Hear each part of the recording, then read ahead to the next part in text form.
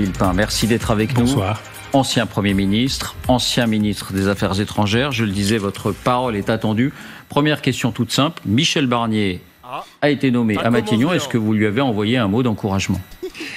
Alors, je ne l'ai pas fait pour une raison particulière, c'est que je ne le fais plus jamais, pour personne.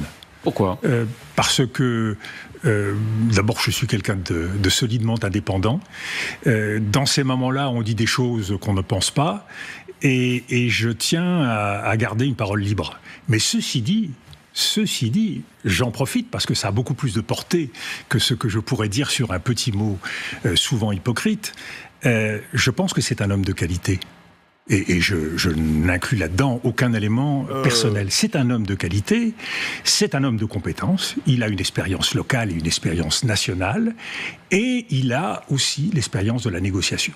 Alors, il y a quelque chose qui me frappe. Pardon de vous interrompre. Vous-même, à Matignon, en 2005, alors qu'il était ministre des Affaires étrangères, partie importante du gouvernement, il n'a plus été ministre. Il n'a plus été ministre, absolument. Mais je l'avais solidement encouragé quand il a voulu devenir commissaire européen précédemment et ministre des Affaires étrangères. Donc, vous voyez, il n'y a aucun élément personnel dans tout cela. Il y a des équilibres politiques, il y a un président de la République, Jacques Chirac, donc il y a beaucoup d'autres éléments. Mais ce qui me paraît important, c'est qu'il dessine aujourd'hui, et ce qui montre qu'il n'est pas sans habileté. Attendez les gars, faut que ça monte en puissance. C'est un droitard, c'est normal, c'est son pote. Attendez. Peut-être que, ok, il va encenser cet homme de qualité, vas-y si tu veux, pas de problème, mais... Est-ce que la décision d'avoir nommé Michel Barnier et s'écraser, s'arroger de la décision qu'on a mis dans les urnes, de mettre Lucie Castet, d'avoir le NFP première position, qu'est-ce qu'il en pense de tout ça, monsieur Villepin? C'est ça que je veux savoir, les gars. Donc là, tu as hype pour rien. Attendez! J'ai pas hype pour rien, juste patientez un petit peu. Vous mettez la charrue avant les bœufs, let him cook, exactement là. Il dessine aujourd'hui en creux une sorte de portrait chinois qui est exactement le double inversé du président de la République. Et ça, c'est assez habile. Un homme qui écoute, un homme qui dialogue, un homme qui sait faire des compromis, un homme qui a du respect pour chacun des citoyens. Donc, il apporte un équilibre, ce qui a toujours été mon souhait, apporter un équilibre à nos institutions. Si Matignon est dirigé par un collaborateur du président de la République, il n'enrichit pas la vie politique. Il est, en quelque sorte, la voix que rapporterait un écho. Il faut exister par soi-même. Et je pense que Michel Barnier va avoir à cœur d'exister par lui-même. Alors, il arrive dans des circonstances difficiles. Et si vous le permettez, il y a, à mon sens, 3 qualificatifs qui peuvent caractériser aujourd'hui la situation que nous vivons. Je dis ça parce que il faut en permanence avoir ce paysage dans la tête. Premièrement, nous sommes dans une situation bloquée. Les Français l'ont compris. Ils ont voté aux législatives pour 3 grands blocs qui n'ont pas de souhait particulier pour travailler ensemble. Donc, une situation qui ne permet pas d'avoir une majorité absolue. Durablement, vous voulez dire ? Durablement. Deuxièmement, nous sommes devant une situation politique qui est faussée. Et ça, c'est très important. Parce que ça va jouer un rôle dans la suite de l'histoire. Pourquoi faussée ? Parce que le président de la République avait un choix à faire. Soit il fait selon les règles, la tradition, avec la méthode qui est la plus facile et la plus habituelle, il choisit la force qui est arrivée en tête. Et en l'occurrence, la force qui est arrivée en tête, c'était le nouveau Front républicain, le nouveau Front populaire, qui s'est choisi comme chef Lucie Castet. Il a considéré que ce n'était pas le choix à faire. Donc il n'a pas pris acte, alors que ça aurait été manifestement la solution la plus simple, la plus comprise par les Français. Il a choisi de négocier lui-même. Il a choisi de s'engager de façon à lui-même déterminer, plus ou moins directement en liaison avec les groupes parlementaires, ce qui était susceptible d'être le meilleur scénario pour durer. Il a eu tort ? Alors, je pense qu'il a eu tort. D'abord parce qu'il y a une prise de risque inutile. Deuxièmement, je pense qu'on a toujours intérêt dans la vie à faire les choses dans l'ordre. Vous imaginez la frustration des gens de gauche au sortir des élections. Même nous, électeurs, hein, Macron, il nous a pissé dessus, gros. Il nous a pissé dessus. Eh, j'aimerais tellement que ça se casse la gueule. J'aimerais trop que ça se casse la gueule. Michel Barnier, il se fait finalement censurer par le RN et tout. Après, moi, je suis un bandeur de bordel, les mecs. Hein, je vais pas vous mentir. Hein. Dès qu'il y a du breaking news, bordel, l'Assemblée est dissous. Barnier, enfin, l'Assemblée est dissous, ça sera dans 1 an. Mais Barnier censuré, son gouvernement démissionnaire, bang bang, on retourne à peut-être qu'on va choisir Lucie Castet, on va finalement la choisir. Jure, un nouveau sub. Mais là, Macron, il n'importe quoi, gros. Après, Marine Le Pen, là, en ce moment, avec tout son groupe, c'est des serpillères. C'est vraiment le paillasson d'Emmanuel Macron. Il s'essuie les pieds chaque soir sur le crâne de Marine Le Pen. Il s'essuie les pieds. Le RN ne censurera pas Barnier Dofla. Si jamais, les mecs, hein, peut-être qu'on aura un retournement de situation. On verra peut-être les chiffres, peut-être dans 1 an ou 2 ans, comme quoi, je sais pas, bon, l'économie est toujours aussi catastrophique. Les plans de Barnier tombent à l'eau. Paf, le RN décide de le censurer. On sait pas. Peut-être qu'on aura des macronistes frondeurs. On n'en sait rien, les mecs. Hein. Peut-être qu'à l'annonce d'un 49.3, bam! Parce que personne ne se met d'accord, 49.3 de Michel Barnier, il se prend une censure dans la gueule. Bang! C'est pas, les mecs. C'est pas. Tu squirtes quand il y a le chaos d'Ofla. Ouais. Pas le chaos en mode, vas-y, le chaos comme on l'entend avec des morts, des blessés et tout. Là, je parle de chaos institutionnel. C'est juste pour vous montrer aussi, les gars, ça traduit une chose. C'est que quand tu assistes à ce genre de bordel, ça traduit que c'est les limites de la 5ème République, les mecs. Hein. C'est les limites. C'est les limites. Ça drille sur le chaos. Non, c'est les limites, c'est tout, c'est comme ça. Pas anarchiste sur les bords aussi. Je suis un petit peu anarchiste, ouais. Le compte à rebours a commencé pour Barnier et Dofla. Ben oui. Ma voix est basse? Ma voix, elle est basse, le chat? Ou ma voix, elle est ok? Comment ça, ma voix, elle est basse? Ton micro est bas par rapport à la vidéo. Désolé si tu savais. Ah ouais? Attends. Et là, est-ce que ma voix, elle est ok ou pas? Par rapport à la vidéo. Attends. Je vais la baisser un peu, alors. Hop là. Là, ouais. Ouais, c'est bon. Donc, il a choisi lui-même d'aller jusqu'au bout. Le résultat, c'est qu'il a fait des choix par élimination. Il a éliminé M. Cazeneuve, il a éliminé M. Bertrand. On comprend qu'il a éliminé le nouveau Front populaire parce qu'il estimait que le risque était trop fort. Qu'il n'y aurait pas de majorité. Il élimine de la même façon M. Cazeneuve en mettant en avant l'idée d'un risque d'instabilité et là encore qu'il n'y ait pas de majorité. La vraie question qu'on peut se poser, c'est est-ce qu'il élimine parce qu'il a peur qu'il ne parvienne pas à former un gouvernement ou parce qu'il a peur qu'il réussisse, c'est-à-dire mettre en place une politique qui aurait détricoté la sienne. Quelle est votre réponse? C'est vrai, ça. Je pense que le président de la République a des lignes rouges et que, politiquement, il ne prend pas acte du résultat des législatives et qu'il continue à se battre sur son bilan avec le souhait de la continuité. Mais oui, et c'est ça. De la réforme des retraites. On veut faire une rupture de sa politique de merde, mais lui, il n'en fait qu'à sa tête. Il n'en fait qu'à sa tête. Putain de merde. Putain, on est tellement des chiens de garde aussi, les gars. Enfin, quand je dis chiens de garde, je le dis dans le sens où on boit les médias qui protègent le régime. Il n'y a pas un média qui dit Macron ne va pas rompre avec sa politique, il va il respecte pas la décision des Français, quoi. Il n'y a pas des plateaux de télé qui invitent des citoyens français à s'exprimer par rapport à sa décision et tout. Il n'y a rien de tout ça, les mecs. Il n'y a rien de tout ça. Et nous, on boit ça. Normalement, les mecs dans la rue, là, après, bon, ça a été organisé par la gauche, certes, mais normalement, dans la rue, quand il y avait la manif ce week-end, on devait être extrêmement nombreux. Bon, moi, j'étais aux events. Mais on devait être extrêmement nombreux pour dire à Macron, mais frérot, on a voté pour te dire ciao à ta politique de merde. On a voté pour ça.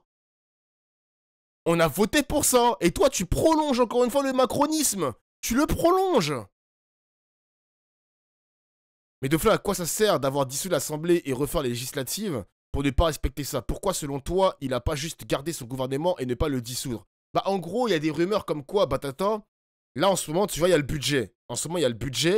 Et Macron, pour lui, c'était un risque trop grand d'avoir une censure du prochain budget. Donc là, à ce moment-là, il y allait avoir la fameuse censure et Gabriel Attal, il aurait sauté. Donc il a préféré prendre les devants et de dissoudre l'Assemblée nationale maintenant.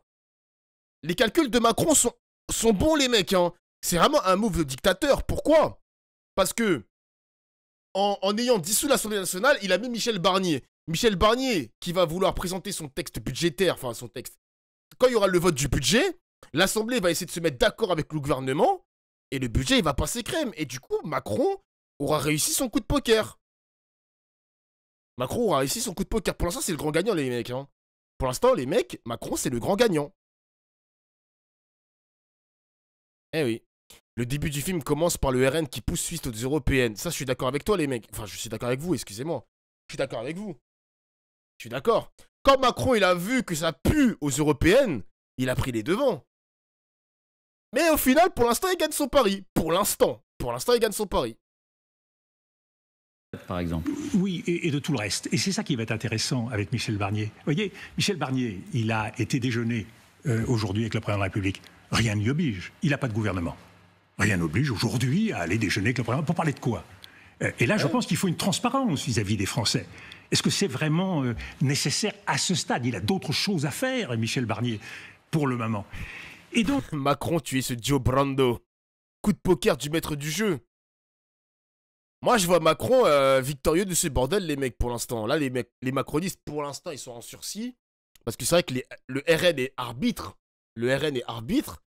Et on verra comment ça va se passer par la suite. Hein. J'ai hâte d'entendre la politique générale, le discours de politique générale de Barnier à l'Assemblée nationale. Et j'ai hâte des premières discussions du budget. C'est dans quelques semaines, les mecs. C'est là, c'est dans quelques semaines. Affaire à suivre. Donc, il est très important que le réglage entre l'Élysée et Matignon se clarifie. Mais je termine sur la situation qui est aujourd'hui faussée par ces choix faits par le président de la République. Le résultat, c'est que Michel Barnier est appelé et que nous sommes aujourd'hui dans une situation inouïe sur le plan de la démocratie. Pourquoi? Voilà Michel Barnier, issu d'un parti, les Républicains, qui a fait 5,4% au premier tour des législatives, 5%, qui a 47 députés, qui est soutenu, avec des conditions, par le parti présidentiel. Parti présidentiel qui a été rejeté et battu par les Français. Et il est soutenu, là encore avec beaucoup de bémols et sous surveillance, du Rassemblement national, qui a été rejeté par les 2/3 des Français au second tour des législatives, même si cela a été la première force au premier tour. Donc vous voyez que nous sommes dans une situation qui est quand même un peu curieuse. On pourrait vous objecter que LR plus le bloc central, ça représente le groupe le plus important. Plus important que le RN, plus important que les nouveaux fronts populaires. Oui, mais vous additionnez des torchons et des serviettes. Il n'est pas du tout évident, et j'ai écouté un certain nombre de fois M. Wauquiez, je connais les 15 points qu'il a mis en avant pour un programme de gouvernement. Je n'y retrouve pas les lignes défendues par le parti présidentiel. Donc, vous êtes dans une situation qui constitue un point de départ difficile pour Michel Barnier. Il a des atouts personnels, mais il a 2 défis. Renforcer sa crédibilité et sa légitimité, alors qu'il a été nommé par le président et qu'il n'a pas de majorité au Parlement. Merci, mon gars. Le président, lui, il reste élu par l'ensemble du peuple. Et donc il doit affirmer une autorité et une légitimité, et il ne peut le faire qu'en étant un homme d'indépendance, de compétence, et ça va se jouer dès la formation du gouvernement. C'est pour ça que cette étape, elle est essentielle. Si vous avez dans ce gouvernement 2, 3, 4, 5 membres de l'ancien gouvernement, le risque, c'est d'avoir un gouvernement qui sera placé... Ouais les gars, merci, continuez à sub, merci de soutenir ce stream, merci Benny pour les 10 mois, 9 mois. C'est bien les mecs, parce que quand je vois des gros mois de sub comme ça, ça veut dire que vous êtes toujours assidus. Vous êtes toujours là à m'écouter. Vous êtes toujours intéressé par la politique. Vous êtes toujours intéressé par ma personne. Et ça, c'est bien. C'est bien. Jure un nouveau sub. Zelko, 15 mois. 15 mois. 10 mois. 9 mois. Attends, il y avait quoi encore? Je crois qu'il y avait un 21 mois. Ouais, j'ai 21 mois. Ça fait presque 2 ans qu'il suit. Mais conneries en politique. Peut-être qu'il va aussi me suivre quand je vais déposer ma candidature pour être député de la République. On sait pas. Un nouveau sub. On sait pas, on sait pas. On ne sait pas. 8 mois pour AOO, lui il est tout jeune. 8 mois c'est quand même bien. C'est-à-dire qu'il a suivi mon arc européenne. Jure un nouveau sub. Il y avait quoi après les européennes? Législatives, dissolution et tout. C'est bien, c'est bien. 8 mois. Ah. Ah oui. Je suis une madame Dofla. Ah, excusez-moi, madame. Jure, un nouveau sub. Excusez-moi, madame, excusez-moi. Là, on a PMTV. Merci pour les 20 mois de sub. Lui, il a suivi des arcs. Des arcs de fou malade. Eh oui. Eh oui, ah oui, ah oui. Dofla, député insoumis de Sarcelles. Attention, les gars, attention. Je vous ai déjà dit, hein. J'ai pas la tête pour être député. Regardez ma coupe de cheveux, wesh. Qui va voter pour un mec comme ça, wesh? Abuse, abuse, abuse. Sous le sceau de la connivence. C'est pas un atout pour un Premier ministre qui arrive dans ces circonstances et qui doit être totalement indépendant. Le playboy de Donc Sarcelles. si vous aviez un conseil à lui donner là-dessus, prends des nouveaux ministres, essaye d'être le plus large possible. Si j'ai un conseil à donner, qui n'engage que moi, il y a une exigence de clarification. La première exigence de clarification, elle concerne effectivement la présidence de la République. On voit que la présidence de la République... T'as pas la tête pour l'être, mais t'as le cerveau pour le devenir. Doucement les chibres! Doucement les chibres! Arrêtez de sucer, doucement, doucement, doucement, doucement. Doucement, doucement, mais pas les dents, doucement. Doucement les chibres. Attention, hein, s'il vous plaît. Qui est en train de rechercher la bonne sémantique pour qualifier le jeu avec Matignon. On parle de coexistence exigeante. La suspicion sera toujours très forte. Moi, je crois qu'il faut une cohabitation, quel que soit, une fois de plus, le choix du Premier ministre, en l'occurrence Michel Barnier, il faut une cohabitation ferme. Pourquoi ? Parce que les Français veulent une alternative politique à la politique qui a été conduite par Emmanuel Macron. Et si d'une façon déguisée, ceux qui ont gouverné reviennent par la fenêtre, je crois qu'alors le malentendu risque d'être extrêmement fort. Ça, c'est une première exigence, qui est l'exigence de clarification vis-à-vis de l'Élysée. Il y a une deuxième clarification qui est essentielle, c'est l'enjeu budgétaire. Et là, le 1er octobre, normalement, avec quelques jours de retard sans doute, va se poser la question de la définition de ce budget. Ce budget, on l'entend bien, il est comme en quelque sorte prédéfini par l'orthodoxie financière.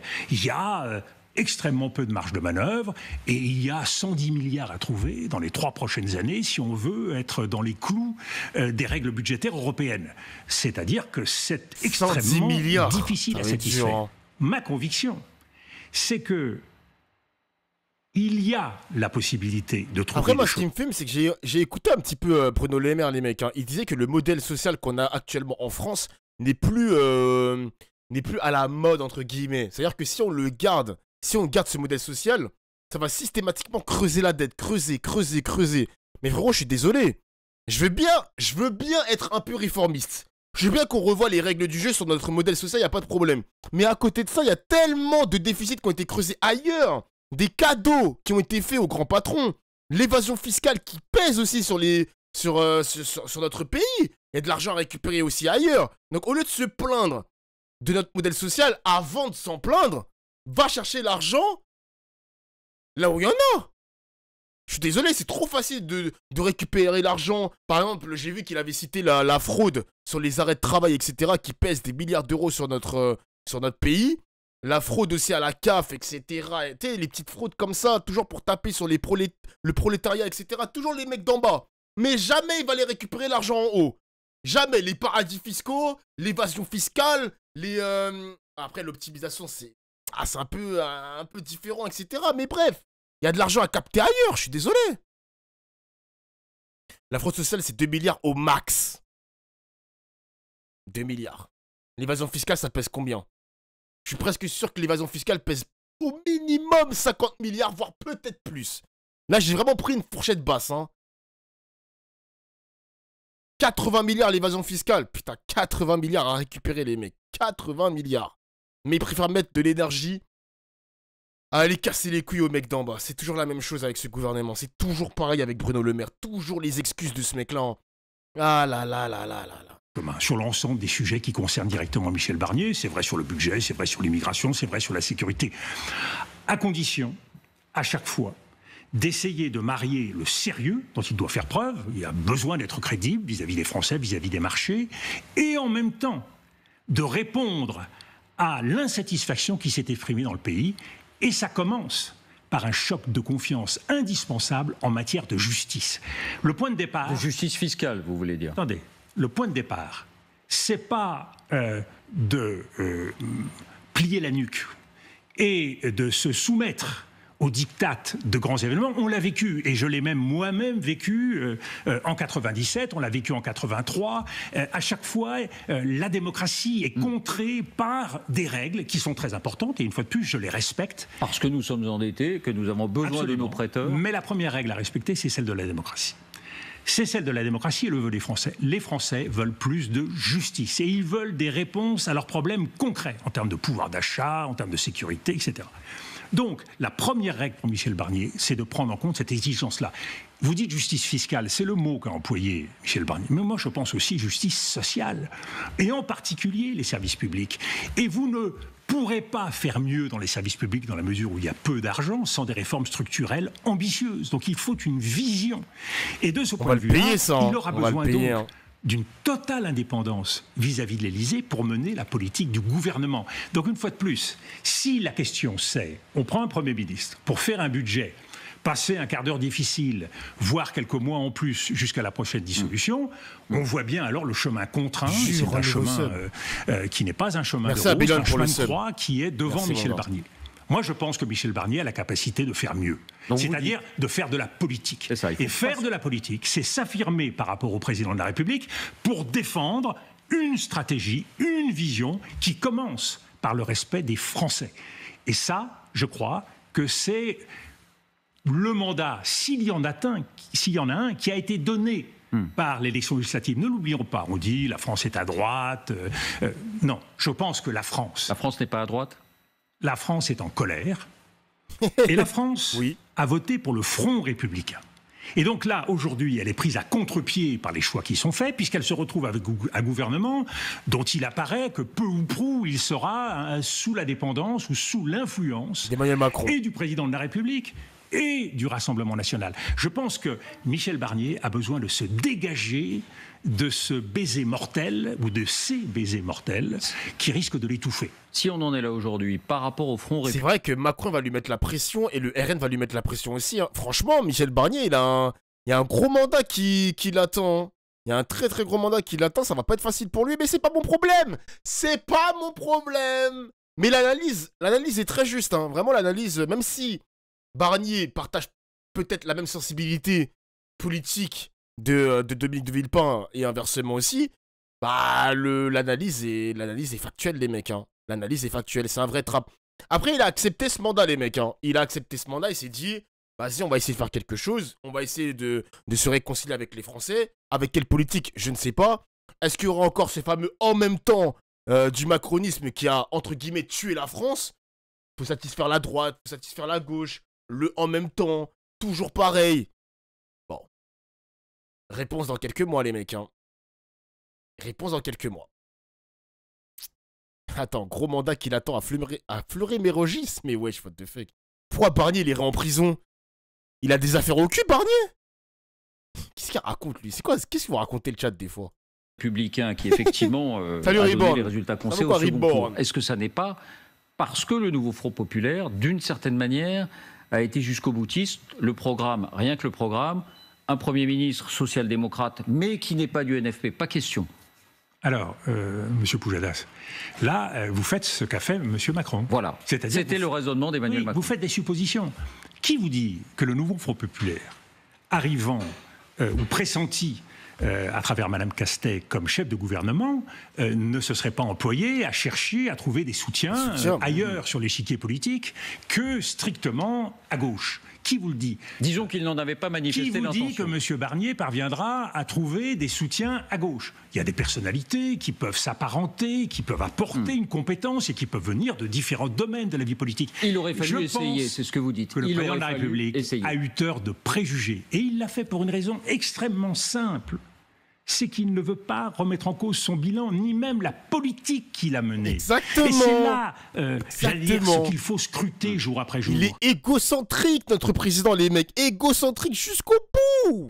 Est-ce que M. Macron va faire de la politique ou simplement s'asseoir sur les dossiers de façon à ce que rien ne bouge et qu'on ne détricote pas son bilan? Est-ce que Michel Barnier aura la capacité d'inventer des marges de manœuvre, de construire des majorités pour affirmer une existence politique, une légitimité politique et une alternative. Et très honnêtement, quand on regarde la façon dont s'est construite la politique depuis 7 ans, en De Villepin, il apprend à Pujadas comment faire son métier. ignorant un certain nombre de réalités de la vie Putain, des Français, en ignorant un certain nombre de principes, et je pense en particulier au principe de justice, dans une vision qui était une vision extrêmement technocratique de l'économie. Bien sûr, la politique de l'offre, il faut la faire. On a aujourd'hui, M. Mario Draghi qui a remis un rapport sur la compétitivité. Il est instructif. Il souligne la perte de compétitivité européenne, c'est vrai aussi de la France, et il souligne le fait que nous sommes en train de nous faire écharper par les États-Unis et par la Chine. Donc il y a des grands défis à relever. Mais il faut le faire dans l'ordre, selon des principes, et en faisant de la politique, et c'est-à-dire pas dans l'entre-soi, pas sur un coin de table avec des chiffres, mais en regardant les Français dans les yeux et en leur expliquant ce qui se passe. Il faut, dans cette période, c'est pour ça que je suis un peu gêné par le déjeuner d'aujourd'hui, il faut de la transparence. Bon, moi, je veux savoir ce qui se passe, ce qui se dit, je veux comprendre, et je veux, dans la situation extrêmement grave de notre pays, que nous soyons capables d'un exercice démocratique. Et je vais vous dire, Monsieur Pujadas, c'est la chance de Michel Barnier de donner une leçon d'exemplarité, de démocratie. À partir de là, il aura la légitimité pour avancer. Mais Dominique de Villepin, sur le fond, et vous avez raison quand vous dites que le camp et que Emmanuel Macron lui-même craignait que Lucie Castet ou un représentant du NFP nommé à Matignon puisse, en quelques jours, et avant même que le Parlement se prononce, puisqu'il n'est pas en session, remettre en cause la réforme des retraites, passer le SMIC à 1 600 €.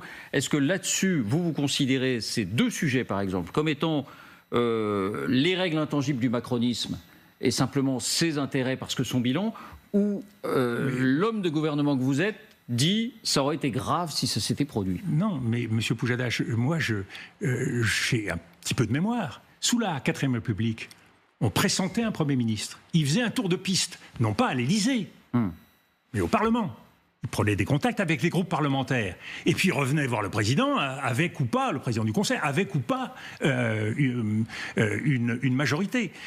Là, avant même de pouvoir gouverner et de prendre des décisions, vous voulez dire. Et donc il n'y aurait pas eu de décret, il n'y aurait eu rien du tout. Mais il y aurait eu à un moment donné un exercice qui aurait été fait, qui aurait permis de crédibiliser une décision assise, rationnelle et démocratique. Là, on n'a pas été au bout. En gros, on donne à Michel Barnier, et là il n'est pas Premier ministre pressenti, il est nommé, mais on donne à Michel Barnier une chance qui n'a pas été donnée aux autres. Et je comprends bien pourquoi dans l'esprit d'Emmanuel Macron. Mais selon la règle de fonctionnement des institutions, en prenant en compte la stabilité institutionnelle, on aurait pu pressentir Mme Castet, M. Cazeneuve ou tout autre, en leur disant, voilà... travaillez. Travaillez et dites-moi si vous êtes capable de former un gouvernement. Elle était motivée, Castet. Elle était motivée pour travailler. Mais bon, Macron lui a pas laissé passer sa chance. Donc, je crois que tous les arguments qui sont aujourd'hui mis en avant relèvent largement de la mauvaise foi ou du refus de dire les choses en face. Il y a trop de non-dits dans la politique française, trop d'affaires de spécialistes. Les choses sont beaucoup plus simples et doivent être beaucoup plus simples parce que la démocratie, c'est que chacun comprenne ce qui se passe. On dit aujourd'hui, ce gouvernement est de fait dans la main du Rassemblement national. Salut parce que Alibis. demain, si le RN vote la censure, comme le NFP est prêt à voter la censure, il y aura une majorité des contraires pour voter la censure. Est-ce que cette situation vous alarme, cette idée que le gouvernement est de fait dans la main du RN? Alors, ou c'est l'arithmétique électorale? C'est cette assemblée, c'est celle qu'ont voulu les Français. Il y a une situation électorale.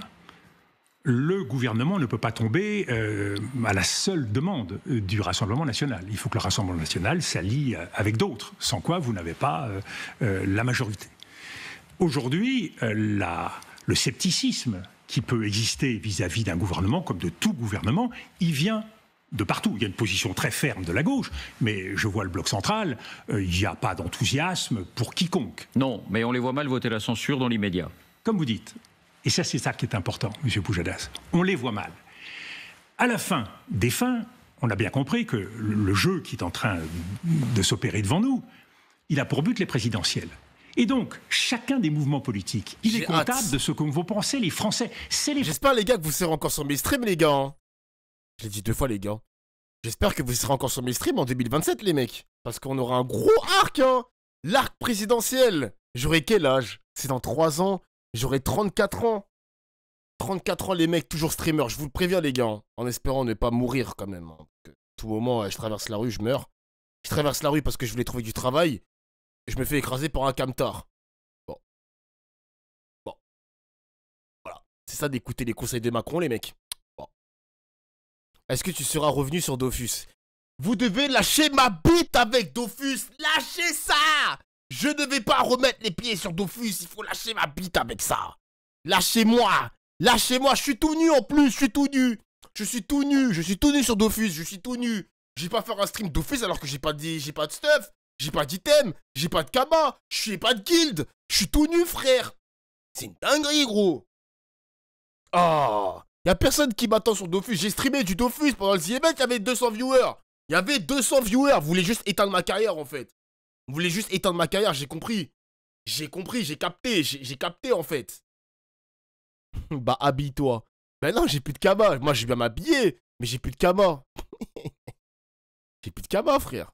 Français, pour une fois, qui sont les juges et les arbitres. C'est eux qui vont dire... Elden Ring, c'est mieux que Dofus, Elden Ring. Populaire, là, il n'aurait pas dû ne pas donner sa chance sur telle mesure, parce que moi, j'aurais été content que sur les retraites, eh bien, il y ait un certain nombre de changements qui soient effectués. Me donnez pas. Doit, de façon non technocratique, sur tous ces sujets, à commencer par les retraites, trouver le bon point d'équilibre. Est-ce que le bon point d'équilibre, c'est simplement d'ouvrir 2-3 négociations marginales qui, certes, apporteront quelque chose? Ou est-ce que c'est peut-être d'ouvrir la voie à une négociation beaucoup plus importante sur les retraites, mais tout en posant comme condition qu'on ne suspend rien tant qu'on n'a pas un projet totalement pertinent qui est voté et qui se substitue à l'autre? On peut poser un certain nombre de règles. Ça, les Français le comprendraient. Qu'on ne veuille pas prendre le risque d'ouvrir le vide et de se placer dans une situation où alors les marchés feraient le procès de la France dans cet intervalle. Donc je crois qu'il y a des solutions. Oui, c'est ça, mais ce que je retiens... À condition d'avoir de l'imagination. Et c'est ça qui fait le plus défaut à la politique française. C'est qu'on s'enferme dans des idéologies, dans des visions toutes faites, et qu'on ne voit pas qu'il y a des marges de manœuvre. Il y a beaucoup plus de marges de manœuvre que l'on ne croit, y compris en matière budgétaire, y compris en matière financière. C'est presque un programme de gouvernement que vous proposez, que vous mettez sur la table, et on se demande si quelque chose en vous ne vous démange pas pour aller l'appliquer. C'est tout sauf un mais programme. Arrête, jamais de la vie, De Villepin va retourner en politique. Le gars, il est bien comme il est. Hein. En vrai, il a la meilleure... En fait, Dominique De Villepin, c'est un peu comme les streamers, les mecs. Les streamers politisés un peu comme moi. Genre, le mec, il est libre.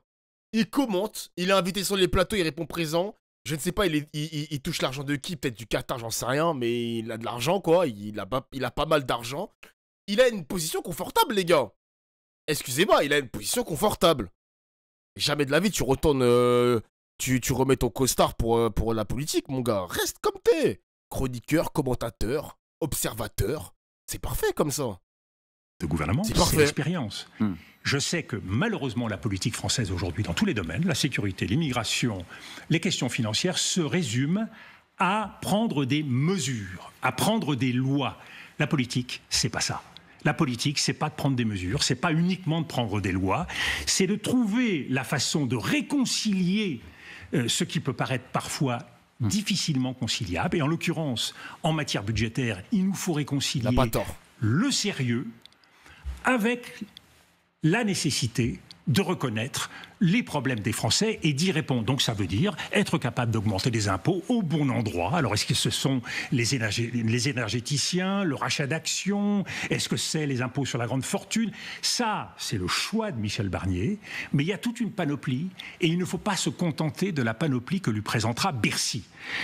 Le drame, pour Michel Barnier, c'est soit d'être un gouvernement sous l'influence de l'Élysée, soit sous l'influence du Rassemblement national, soit sous l'influence des partis. Mais il y a un quatrième risque, c'est d'être sous l'influence de l'administration. La politique, il faut qu'il aille la chercher au fond de ses tripes. Et il a 73 ans d'expérience. C'est dire qu'il a plus de recul que tous ceux qui seront autour de la table.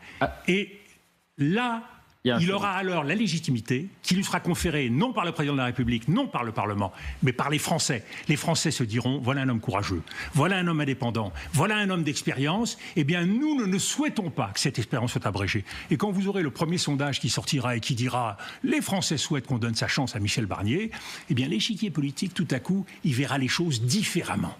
Et c'est ça qu'il faut souhaiter. Bon, après, faut pas trop se baser sur les sondages, monsieur de Villepin, ça veut rien dire, hein. C'est pas parce qu'on veut donner sa chance à Michel Barnier que... Bon, doucement quand même, doucement. Là, il a tout whipping. Mais oui, frère. Donner une chance à Michel Barnier, que Michel Barnier la saisisse. S'en fout des sondages, gros. Et que chacun fasse ce qu'il doit faire. Et je trouve qu'il a parfaitement bien résumé les choses, Michel Barnier.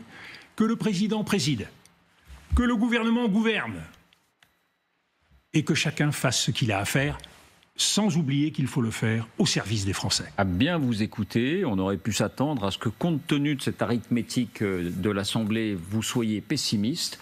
Vous êtes plutôt optimiste en disant la politique a des pouvoirs sur l'arithmétique qui peuvent modifier les équilibres. L'arithmétique, c'est pas la politique. Et il faut faire en sorte que cela continue comme ça.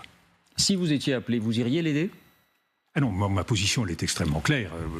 Je suis ravi d'apporter quelques idées modestes, mais il est en charge, c'est à lui d'assumer la responsabilité. Merci. Il veut pas trop se mouiller, hein. Il est en mode, tu vois, je vous ai dit, les gars, son siège, il est confortable de fou. Ah non, non, non, non, ah moi, je veux pas, ah, non, non, non, non. Son siège, il est confortable de fou. Être observateur en politique, c'est trop bien. C'est un siège qui est confortable de fou. Après, c'est vrai que ça... Tu manques de couilles parce que tu veux pas aller dans le grand bain. Mais qui a envie de sauter dans une France aussi divisée? Qui a envie d'avoir cette responsabilité? Qui a envie de faire participer, qui a envie de participer à ce gouvernement? Un gouvernement qui va devoir réconcilier une France divisée en 3 blocs. Extrêmement compliqué.